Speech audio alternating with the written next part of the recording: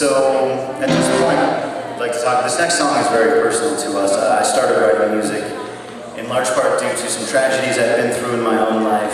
And one day we were writing songs, had the door open, heard some sirens go by, and like a lot of us do from time to time, you wonder where those sirens are going, and hope well for those people whose tragedies are just a little part of our lives. And a story like that actually became much more personal to us one day at the grocery store, and I'll let Otis tell you a little bit about that. So we were at the grocery store and I was checking out checkout, and I paid with a credit card. They have you get a signature, and I drew a little smiley face in the electric pin pad thing.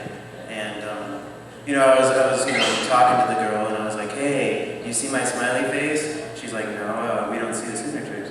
And I was like, "Oh, that's too bad, because I thought it would like lighten up your day a little bit, just to see a smiley face." Blah blah blah. Anyway, she started staring at me. I was like, "Oh, all right. Well, I guess that was a weird conversation." And she just keeps staring at me.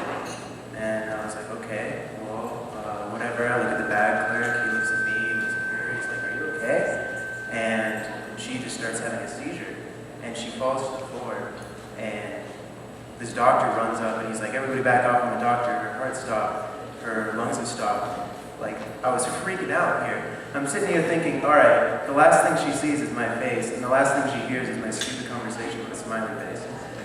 Anyway, she turns out all right, and she comes back, and the doctor's, does his work, and so we wrote a song.